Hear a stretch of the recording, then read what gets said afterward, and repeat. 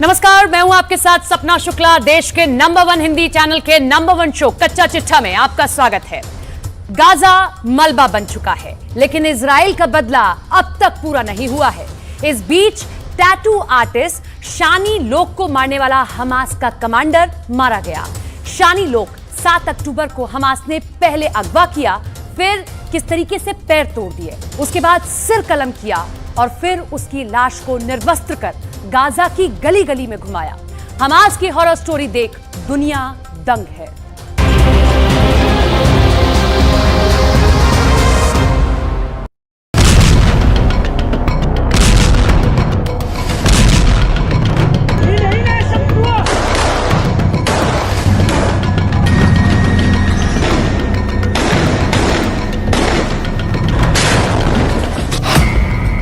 Hamas के इस commander के चेहरे को बहुत गौर से देख लीजिए।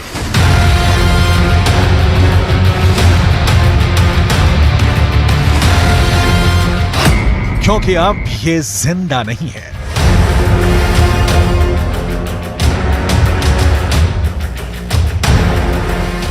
इजराइल के डिफेंस फोर्स ने इसे मार गिराया है।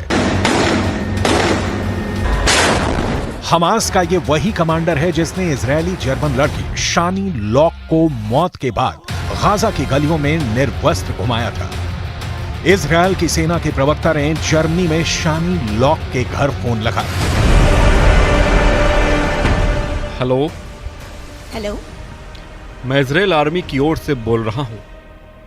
क्या आप शानी लॉक की मां बोल रही हैं? जी, मैं शनी लॉक की मां बोल रही हूँ।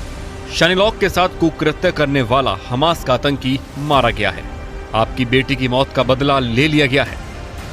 जी शुक्रिया। बेटी की मौत से उदास मां के लिए यह फोन कॉल जलती अग्नि में पानी के 2 शीतल बूंद की तरह है। शानी लॉक इस दुनिया में नहीं है, लेकिन इस 22 साल के टैटू आर्टिस्ट के साथ जो कुछ उसकी मौत के पहले हुआ, उसने दुनिया में मानवता के चीथड़े उड़ा दिए। गाजा की सड़कों पर उस दिन आदमियत की सारी लकीरें हमास ने तोप के गोलों से उड़ा दी थी। शानी लॉक सिर्फ मारी नहीं गई, उसके साथ वो सब कुछ हुआ जिसकी कल्पना कर दुनिया की आंखें शर्म से झुक गई। बर्बरता का नंगा नाच हुआ था उस दिन गाजा की सड़कों पर। 7 अक्टूबर की सुबह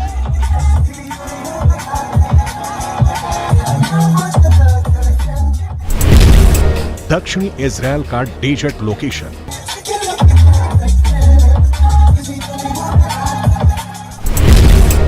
नोआ म्यूजिक फेस्टिवल चल रहा था।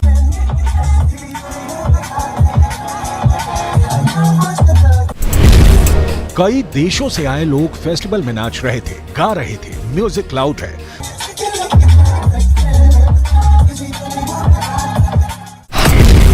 बाईस साल की शानी लॉक भी मस्ती में नाच रही है।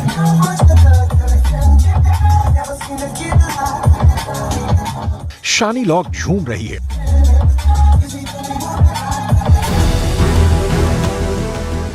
वो अपने माता पिता से बहुत दूर आई है फेस्टिवल में हिस्सा लेने।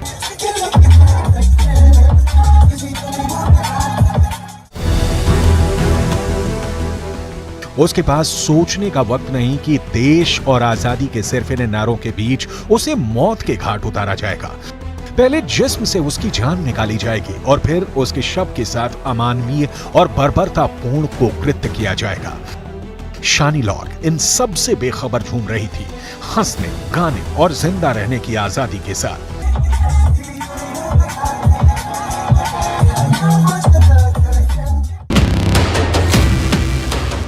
हमला होता है। सुरंग से पैराग्लाइडर से हमास के आतंकी जमीन पर उतरते हैं और फिर फेस्टिवल में कत्लेआम यानी शानी लॉक को हमास के आतंकी पकड़ लेते हैं। गाजा ले जाने के बाद सबसे पहले शानी लॉक का पैर तोड़ा जाता है और फिर उसकी हत्या कर दी जाती है। 30 अक्टूबर को शानी लॉक के सिर की खोपड़ी मिलने के बाद क्लियर होता है कि सपनों के पंख लगाकर आसमान में उड़ान भरने वाली शानी लॉक हमास के क्रूर हाथों से कुचल दी गई। शानी की मौत की पुष्टि होने के बाद उसकी मां ने कहा, मैं ये सोचकर खुश हूँ कि उसने अपने साथ होती ज्यादती नहीं देखी। उसने नहीं देखा कि हमास उसके शरीर के साथ क्या कर रहा है। 7 अक्टूबर को हमास के हमले के बाद ट्रक में हमास लड़ाकों के पैरों तले दबी शानी का वीडियो वायरल हुआ था। वीडियो में शानी का चेहरा नहीं दिख रहा था। न्यूयॉर्क टाइम्स की रिपोर्ट के मुताबिक शानी की मां ने उसके शरीर पर बने टैटू से उसे पहचाना था। कुछ रिपोर्ट के मुताबिक शानी की मां को पता नहीं था कि शानी की मौत हो चुकी है।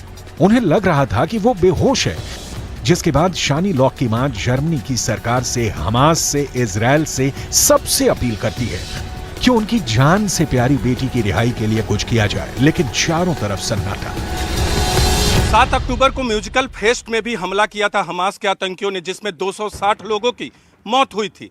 हमास के आतंकियों ने शानी लॉक को यहीं से पकड़ा था और फिर गाजा लेकर गए थे। उसके साथ अमानवीय व्यवहार हुआ था। ऐसे में हमास अगर मानवीय आधार पे इजराइल से युद्ध रोकने की अपील करता है तो इसका असर इजराइल पर न होना लाजमी है। शानी लॉक के साथ जो हमास ने किया, ऐसी ही कार्रवाइयों के चलते अमेरिका के राष्ट्रपति जो बाइडेन ने हमास को अल कायदा से भी खूंखार और बर्बर बताया है। जो बाइडेन को इस वक्त जरूर सुनना चाहिए। जितना हमें हमास के हमले के बारे में पता चल रहा है, ये उतना ही डरावना होता जा रहा है। 1000 से ज्यादा मासूम लोगों की जान चली गई, जिनमें 27 अमेरिकी भी शामिल हैं। अमेरिका खुलकर इजराइल के साथ खड़ा है। हमास ने कत्लेआम किया और इस बीच वो सब किया जिसने इजराइल को गाजा पर बम बरसाने के लिए मजबूर किया। गाजा में मर रहे मासूमों की मौत का जिम्मेदार हमास भी उतना है जितना कोई और है। हमास का इतिहास बताता है कि जब वो हमले करता है तो क्रूरता की हर हदें पार कर जाता है। इजराइल के खिलाफ हमास के पहले के हमले इसका उदाहरण है, लेकिन हमास ने इस बार बड़ी गलती कर दी है। हमास ये भूल गया कि खुद पर हमले का मुंहतोड़ जवाब देने के लिए जाना जाता है इजराइल। इजराइल बदला लेने में नंबर 1। 5 जून 1967 एक तरफ मिस्र, सीरिया और जॉर्डन जैसे देशों के लड़ाके, तो वहीं दूसरी ओर था अकेला इजराइल। सभी देशों को लग रहा था कि वो इजराइल को कुछ समय में ही खत्म कर देंगे, लेकिन 6 दिनों तक चले इस युद्ध में इजराइल ने तीनों अरब देशों को पानी पिला दिया। नतीजा यह हुआ कि इजराइल ने सिनाई प्रायद्वीप, गाजा, पूर्वी यरूशलेम, पश्चिमी तट और गोलान पहाड़ी पर अपना कब्जा जमा लिया।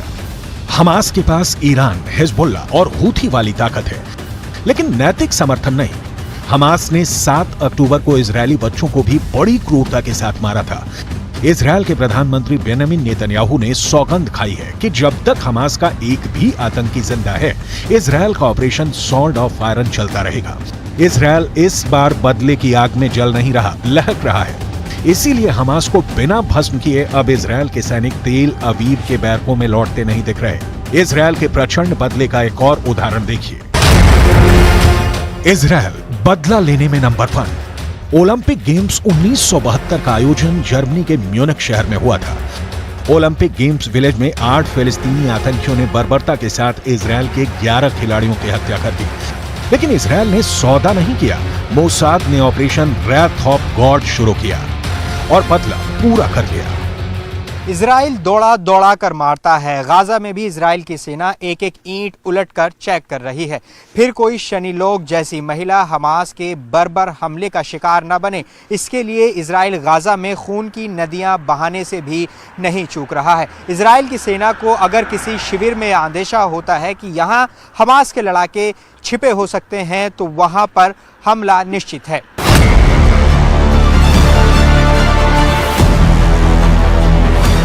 मोसाद ने 28 जून 1973 को ब्लैक सितंबर से जुड़े मोहम्मद बौदिया को कार बम लगाकर उड़ा दिया। 15 दिसंबर 1979 को 2 फिलिस्तीनी अली सहीम अहमद और इब्राहिम अब्दुल अजीज की साइप्रस में हत्या कर दी। 17 अक्टूबर 1982 को पीएलओ के 2 सदस्यों को इटली में मार दिया। इसके बाद पेरिस में पीएलओ के दफ्तर में उप निदेशक फदल दानी को 23 जुलाई 1982 को कार बम से उड़ा दिया। इजराइल हमास को जब तक तोड़ेगा नहीं तब तक छोड़ेगा नहीं, यह बहुत क्लियर है। लिहाजा किसी भी देश के सामने इजराइल हमास युद्ध की नीति बिल्कुल साफ है कि हमास ने 7 अक्टूबर को जो किया उसका समर्थन कोई नहीं कर सकता। लिहाजा इजराइल को हक है कि हमास के हाथों दूसरी शानी लॉक नहीं मरे, इसका इंतजाम करे।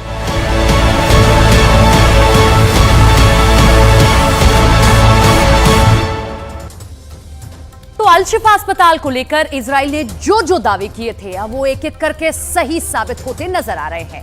इजराइल के सैनिक अस्पताल के अंदर घुसकर सबूतों को इकट्ठा कर रहे हैं, जिसकी वजह से हमास का असल चेहरा दुनिया के सामने आ रहा है।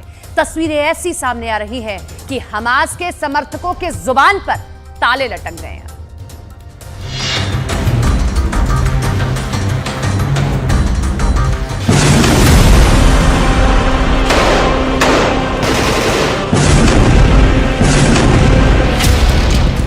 इजराइल अपने दुश्मनों का मुंह बंद करना जानता है। इजराइल जो कहता है वो करके भी दिखाता है।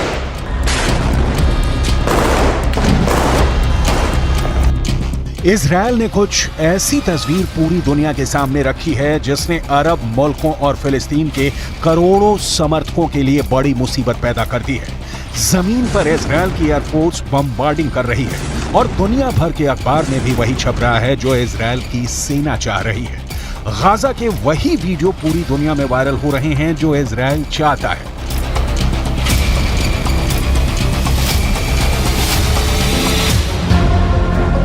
इजराइल पिछले एक हफ्ते से लगातार ना सिर्फ पूरी दुनिया की मीडिया के अंदर बल्कि फिलिस्तीन की मीडिया के अंदर भी अपने एजेंडा को सेट करने में कामयाब रहा है। और इजराइल इसलिए कामयाब हो रहा है क्योंकि वो अपने हर बयान के साथ सबूत भी पेश कर रहा है। और ये ऐसी एक तस्वीर है जिसने इजराइल का विरोध कर रहे हर एक शख्स की रातों की नींद हराम कर दी है। युद्ध में जंग की एक एक तस्वीर की कीमत क्या होती है, ये इजराइल से ज्यादा शायद कोई नहीं समझता होगा। इजराइल ने यह दावा तो बहुत पहले ही कर दिया था कि अल शिफा अस्पताल के नीचे हमास का हेडक्वार्टर है।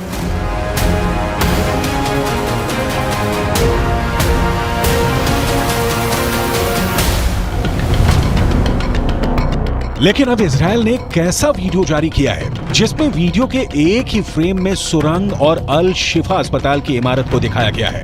नोट करने वाली बात यह है कि एक ही वीडियो के एक ही फ्रेम में बिना किसी कट के सुरंग को भी दिखाया गया है और अस्पताल को भी दिखाया गया है। और यह इजराइल की आर्मी का एक बड़ा और अकाट्य सबूत माना जा रहा है। पिछले एक हफ्ते से लगातार जब अल शिफा अस्पताल के अंदर इजराइल की आर्मी घुसी थी तो उसके बाद से ही फिलिस्तीन के अखबारों में यह दावा किया जा रहा था कि अल शिफा अस्पताल के अंदर कोई भी सुरंग नहीं है और ना ही अल शिफा अस्पताल के अंदर हमास का कोई लड़ाका है।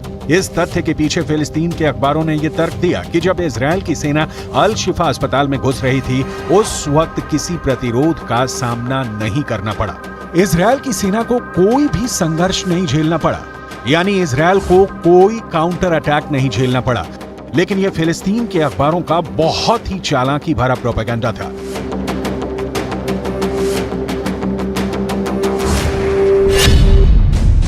क्योंकि यह पहले से तय था कि अगर अल शिफा अस्पताल के नीचे हमास का हेडक्वार्टर है तो जाहिर सी बात है उसकी सुरंग अस्पताल के अंदर नहीं होगी बल्कि उसकी सुरंग अस्पताल के आसपास के इलाके में होगी। इन आसपास के इलाकों में जो सुरंगें होंगी वही सुरंगें जमीन के नीचे से अल शिफा अस्पताल के अंडरग्राउंड हेडक्वार्टर में जाती होंगी। और ये सब बातें पहले अनुमान के आधार पर कही जा रही थी। लेकिन बाद में इजराइल के प्रधानमंत्री बेंजामिन नेतन्याहू ने बाकायदा अल शिफा अस्पताल के नीचे अंडरग्राउंड टनल और आतंकियों के हेडक्वार्टर्स की तस्वीरों का एक एनिमेशन अपने ट्विटर अकाउंट से जारी किया था। और इसके बाद ही ये तय हो गया था कि इजराइल अल शिफा अस्पताल पर बहुत बड़ा हमला करेगा। बेंजामिन नेतन्याहू के दावे के 2 हफ्ते बाद इस अस्पताल के परिसर में एक स्ट्राइक हुई जिसमें एम्बुलेंस के अंदर लोग मारे गए। और इसके बाद फिलिस्तीन के अखबारों ने दावा ये भी किया कि इजराइल के अल शिफा अस्पताल के पानी की टंकी और सोलर पैनल पर भी एयर स्ट्राइक करके हमला किया है। लेकिन यह बात शायद किसी ने सोची भी नहीं होगी कि इजराइल के डिफेंस फोर्स के मुख्य प्रवक्ता जोनाथन कार्निकस, जो कि अक्सर अपने आर्मी बंकर या फिर एसी कमरों से ऑनलाइन प्रेस कॉन्फ्रेंस करते हैं, अचानक गाजा पट्टी की गाजा सिटी के अंदर अल शिफा अस्पताल में पहुंच जाएंगे और वहां अस्पताल के अंदर एमआरआई करने वाली मशीनों तक पहुंचकर हथियारों का पता लगाएंगे और दुनिया को यह दिखाएंगे कि अल शिफा अस्पताल के अंदर से हथियार बरामद हुए हैं। युद्ध में प्रोपेगेंडा का इस्तेमाल कितने सटीक अंदाज में किया जा सकता है, इसकी बहुत बड़ी मिसाल इजराइल ने पेश कर दी है। Shalom everyone, Lieutenant Colonel Jonathan from the IDF here. I am in the Shifa Hospital, as you can see from the sign behind me, and as you can clearly see from the building. We are going to do a one-shot video. One shot, no editing, of all of the evidence that we have found just now in this building of the Shifa Hospital. This is where patients come in order to get MRI services. We'll proceed into a more secluded area. And the lighting here is out, so we're using flashlights. We're now, as you can see, in an MRI room. I don't know when this was used the last time. But it is definitely an MRI machine. And if you follow me behind the MRI machine, I'll show you what our troops exposed just minutes ago. In military terms, this is a grab bag, grab and go of a Hamas combatant. And if you zoom in and we get some light over here, what you will be able to see is military equipment. There is an AK-47, there are cartridges, ammo, there are grenades in here, of course uniform, and all of this was hidden very conveniently, secretly behind the MRI machine. On the other side, we found a backpack with what appears to be very important intelligence, including a laptop. अल शिफा अस्पताल में मिले हथियार को लेकर दो तरह की खबरें चल रही है। एक खबर में आईडीएफ की तरफ से यह बताया गया कि एमआरआई मशीन के पीछे हथियार मिले हैं, और दूसरी खबर यह चल रही है कि वहां एक गाड़ी में भी हथियार मिला है। कई इंटरनेशनल न्यूज एजेंसियों ने अल शिफा अस्पताल और अस्पताल के बाहर दिख रही सुरंग की तस्वीर तो जारी कर दी है, लेकिन उन्होंने इन तस्वीरों की पुष्टि नहीं की है। हालांकि अगर सुरंग के वीडियो को देखें तो ये साफ नजर आता है कि गहराई में जा रहे एक जमीनी ढांचे का प्रवेश द्वार है, और इस प्रवेश द्वार के आसपास जिस तरह की खुदाई हुई है, जिस तरह की मिट्टी नजर आ रही है, उससे साफ पता लगता है कि यहाँ पर युद्ध के दौरान कुछ एक्शन लिया गया है। इजराइल डिफेंस फोर्स के प्रवक्ता डेनियल हगरी ने वीडियो प्रूफ के साथ एक छोटा सा बयान जारी किया है कि अल शिफा अस्पताल के नीचे हमास का हेडक्वार्टर है। צה"ל מצאו היום פיר תת-קרקעי בבית החולים שיפה, וכעת כוחות הנדסה חושפים את התשתית במקום. כמו כן, איתרנו בבית החולים רכב חמאס שהוכן לטבח ב7 באוקטובר ולא יצא לדרך, ובו אמצעי... अल शिफा के अंदर करीब 700 बेड हैं और यहाँ पर काम करने वाले कर्मचारियों की संख्या करीब 4,500 है।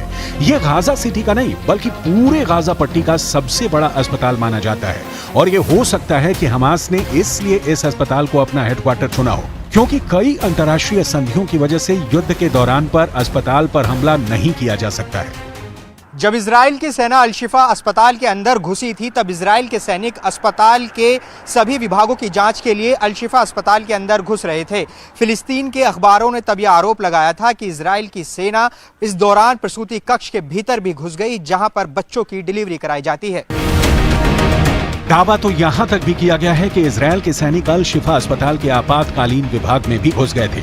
ये सारी जद्दोजहद इजराइल के सैनिक इसलिए कर रहे थे क्योंकि उनको एक ऐसी सुरंग की तलाश थी जिसको दिखा करके वो पूरी दुनिया को ये दिखा सकता था कि वो अस्पताल पर हमला करने के बाद भी नैतिक रूप से एकदम सही है, क्योंकि ये हमास है जो कि अस्पताल को और मानव ढाल का इस्तेमाल करके आतंकवादी हमले कर रहा था। हालांकि हमास ने इजराइल के सारे दावों को सिरे से खारिज कर दिया है, लेकिन इजराइल जिस तरह से अपने हर बयान के पीछे एक वीडियो प्रूफ दे रहा है, उसकी वजह से हमास का प्रोपेगेंडा पूरी तरह से फेल साबित हो रहा है।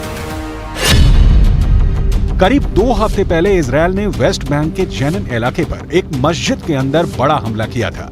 पहले इजराइल ने दावा किया कि इस मस्जिद के अंदर भी हमास का हेडक्वार्टर चल रहा है। इजराइल ने पहले मस्जिद पर बड़ा हमला किया, मस्जिद को तबाह कर दिया, और जब इजराइल का विरोध शुरू हुआ तो इजराइल ने इस मस्जिद कैंपस के अंदर एक अंडरग्राउंड सुरंग की तस्वीर जारी कर अपने सभी विरोधियों का मुंह बंद कर दिया। बिल्कुल ठीक यही स्ट्रेटजी इजराइल ने अल शिफा अस्पताल के मामले में भी इस्तेमाल की है, और उसकी ये रणनीति कामयाब भी होती नजर आ रही है।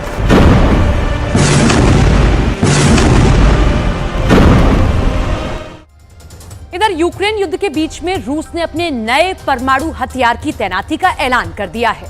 रूस के इस नए परमाणु मिसाइल में ग्लाइड व्हीकल लगा हुआ है। ये व्हीकल पारंपरिक मिसाइलों के मुकाबले अधिक रफ्तार से दुश्मन के ठिकानों पर हमला कर सकता है। रूस का दावा है कि अभी तक किसी भी देश के पास इस मिसाइल को मार गिराने के लिए एयर डिफेंस सिस्टम नहीं है।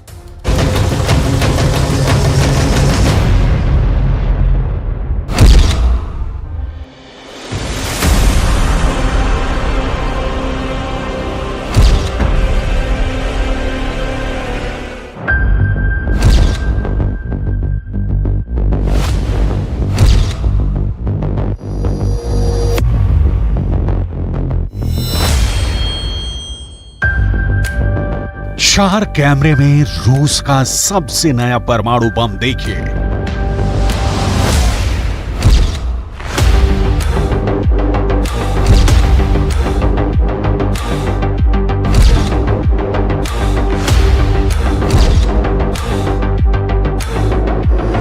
ये रूस का उल्का पिंड वाला परमाणु हथियार है। परमाणु बम से लैस ये मिसाइल धरती पर कहीं भी परमाणु हमला करने में सक्षम है। रूस का यह एटम बम कहां जा रहा है? जिन परमाणु हथियारों को दुनिया के देश रहस्य के 7 तालों में बंद करके रखते हैं, उससे पुतिन की सेना ऐसे खुलेआम कहां ले जा रही है?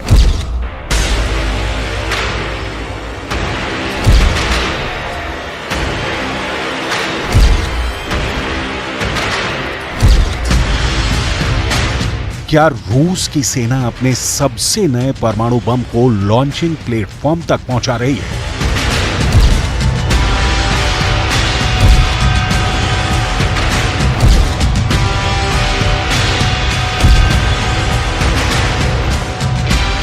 क्या रूस की न्यूक्लियर फोर्स यहां परमाणु बम सेट कर रही है? क्या इस न्यूक्लियर मूवमेंट का मतलब परमाणु युद्ध है?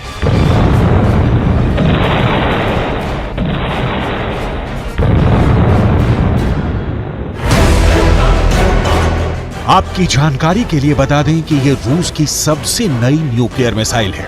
रूस की यह मिसाइल कितनी खतरनाक है, इसे आप इस बात से समझ सकते हैं कि इस मिसाइल को रूस के राष्ट्रपति पुतिन ने उल्का पिंड करार दिया है, क्योंकि रूस का दावा है कि इसे रोका नहीं जा सकता है। सवाल है, क्या इस शक्तिशाली परमाणु मिसाइल को आगे बढ़ाकर पुतिन ने एक बार फिर परमाणु खतरों को बढ़ा दिया है?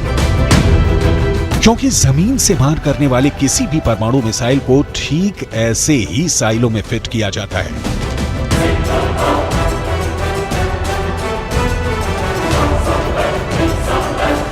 क्या इन तस्वीरों में परमाणु युद्ध का सिग्नल छिपा है? क्योंकि इस वीडियो के सामने आने के बाद परमाणु हथियारों की नई रेस शुरू हो गई है।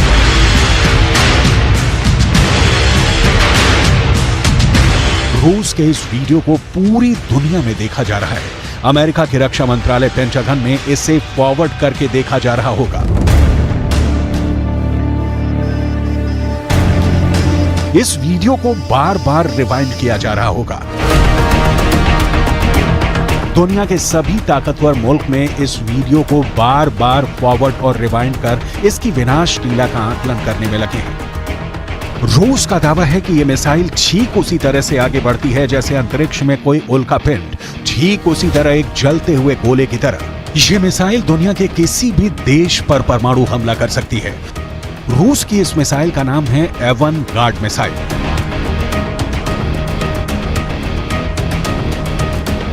एवनगार्ड मिसाइल की तैनाती की नुमाइश कर रूस ने अपने दुश्मनों में हड़कंप मचा दिया है। एवनगार्ड हाइपरसोनिक गति से उड़ने वाली बैलिस्टिक मिसाइल है। यह किसी भी दूसरी मिसाइलों के मुकाबले कई गुना अधिक रफ्तार से हमला कर सकती है।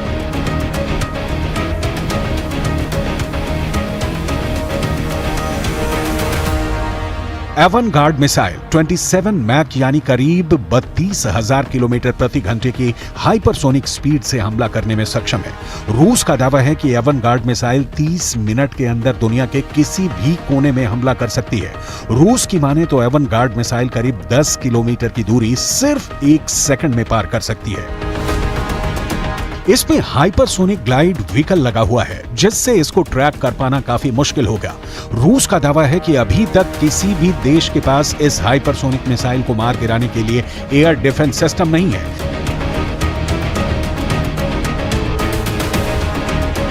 एवनगार्ड मिसाइल की मारक क्षमता 6000 किलोमीटर से अधिक है। इसका वजन लगभग 2000 किलोग्राम है। ये मिसाइल अपने साथ कई हथियार लेकर जा सकती है। रूस की सेना का मानना है कि इस मिसाइल के एक्टिव हो जाने के बाद उसके न्यूक्लियर फोर्स की ताकत कई गुना बढ़ गई है।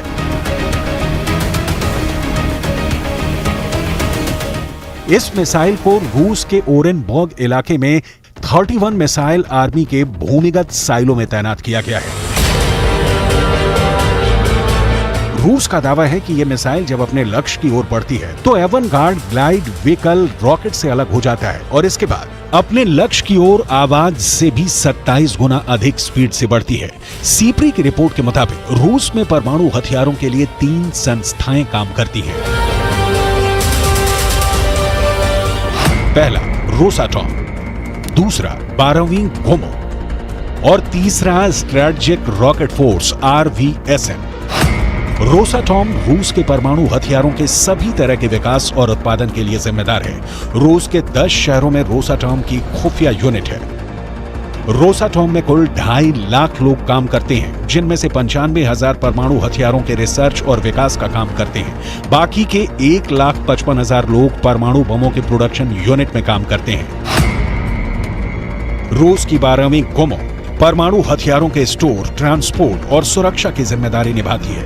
12वीं गोमो में करीब 50,000 लोग काम करते हैं, जिनमें से 45% अधिकारी हैं। वहीं strategic rocket force RVSM silo और ICBM यानी इंटरकॉन्टिनेंटल बैलिस्टिक मिसाइल की जिम्मेदारी निभाता है। इसमें 70,000 से अधिक लोग काम करते हैं। रूस के परमाणु तहखाने से लॉन्चिंग पैड तक लाने का कमान इसी न्यूक्लियर फोर्स के पास है।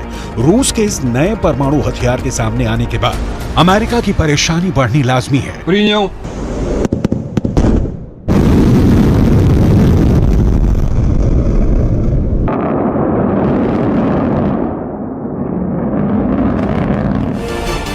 न्यू स्टार्ट समझौते के तहत अमेरिका और रूस दोनों देशों ने तय किया था कि वो अपने पास 1550 से ज्यादा परमाणु हथियार और 700 से ज्यादा स्ट्रेटेजिक लॉन्चर नहीं रखेंगे। लेकिन इन सैटेलाइट तस्वीरों को देखकर तो यही लगता है कि अब बात बहुत आगे बढ़ गई है। अगर ऐसा नहीं होता तो रूस के नोवाया ज़ेम्लिया परमाणु परीक्षण स्थल पर ऐसे नए निर्माण नहीं हो रहे होते। सैटेलाइट इमेज से पता चला है कि रूस के सबसे बड़े परमाणु परीक्षण स्थल का काफी विस्तार हुआ है। ये रूस का नोवाया ज़ेम्लिया परमाणु परीक्षण स्थल है। सैटेलाइट इमेज से साफ हो गया है कि साल 2021 से 2023 के बीच यहाँ कई नए निर्माण हुए हैं। यहाँ छोटी इमारतों का निर्माण हो रहा है, यहाँ बड़ी इमारतों का निर्माण भी दिख रहा है। करीब में ही निर्माण के लिए जमा किया गया सामान भी दिख रहा है। रूस का नोवाया ज़ेम्लिया आर्कटिक महासागर का एक द्वीप समूह है और यहाँ साफ साफ दिख रहा है कि इसके बंदरगाह पर जहाज और नए शिपिंग कंटेनर आ रहे हैं। वहाँ पहाड़ों में गहरी सुरंगें खोदी गई हैं। सुरंग का रास्ता भी दिख रहा है। न्यूक्लियर साइट पर हुए इस नए निर्माण से साफ हो जाता है कि रूस परमाणु परीक्षण की तैयारी कर रहा है। नोवाया ज़ेम्लिया परमाणु परीक्षण स्थल रूस की सबसे बड़ी न्यूक्लियर टेस्टिंग साइट में शामिल है। नोवाया ज़ेम्लिया रूस के उत्तर और यूरोप के पूरब उत्तर में आर्कटिक महासागर में एक द्वीप समूह है। नोवाया ज़ेम्लिया मॉस्को से करीब 2000 किलोमीटर दूर है। साल 1954 में पहली बार नोवाया ज़ेम्लिया परमाणु परीक्षण स्थल को तैयार किया गया था। 1990 तक रूस यहाँ 132 मर्तबा परमाणु परीक्षण कर चुका था। साल 1961 में यहीं रूस ने आज तक का सबसे शक्तिशाली परमाणु बम ज़ार बम का विस्फोट किया था।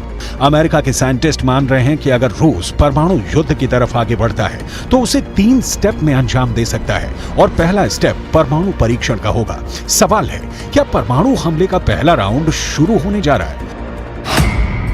पुतिन के न्यूक्लियर वॉर टास्क लिस्ट में पहले नंबर पर नया परमाणु परीक्षण है। दावे के मुताबिक परमाणु परीक्षण की तैयारी 100% पूरी है।